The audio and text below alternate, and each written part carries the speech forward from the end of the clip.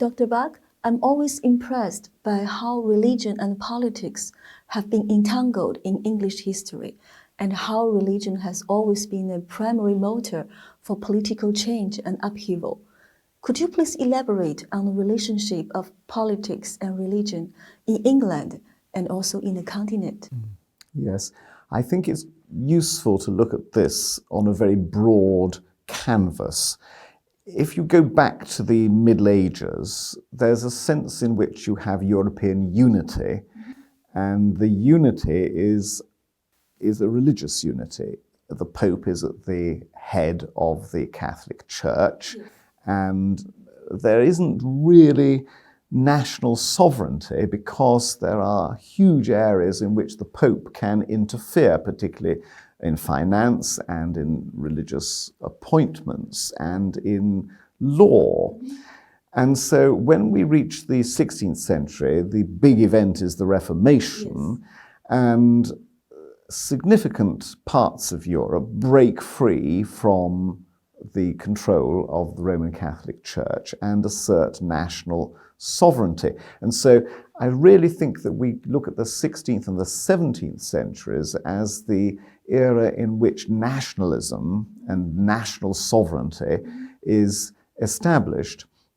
And it is the primary driver there is a religious one. But the consequences are much bigger than simply religious consequences. Religion might have started the growth of nationalism, but eventually nationalism won't be about religion because religious toleration will become accepted. Now, nationalism means you can have national identity, and in this period, in the Tudor and the Stuart period, Britain establishes a distinctive national identity, and it does so in contrast to particularly France and Spain, the two great powers who are both Catholic powers, and England's Protestantism is part of its national identity, and you find right up to the end of the 17th century, there is this huge fear, and beyond the 17th century, there's a huge fear of Catholicism. In fact, even today, the law which says that no King or Queen of England may be a Roman Catholic, even today that law hasn't been repealed, it hasn't been cancelled. Not because I think anyone would object today if the King or Queen were a Catholic, but it's just been left there on the statute book since 1701. And so I think religion produced this change.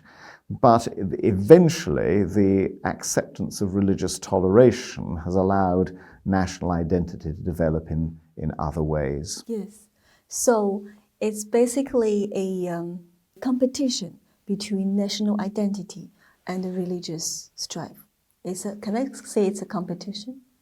I would rather see it as religion having prompted the establishment of nation states, and then nation states developing their own identities to begin with through their religious affiliation, but later, when religious toleration has become accepted, national identity is developed in quite other ways. Yes.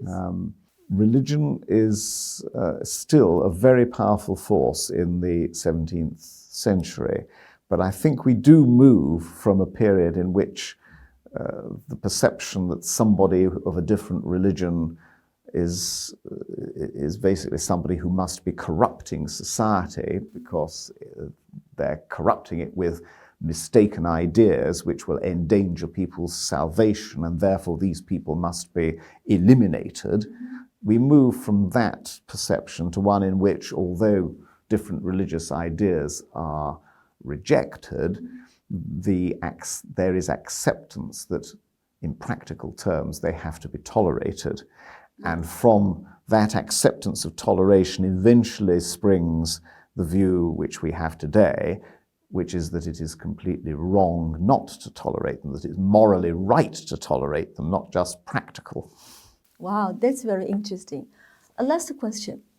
So, if you can use only one sentence to sum up the Stuart period, which sentence would you like to use? Well, I think I'd say that in the Stuart period, England moved from a constitution which was fundamentally monarchical to one in which its evolution to a modern democratic Western form became possible. That's very impressive. Thank you very much.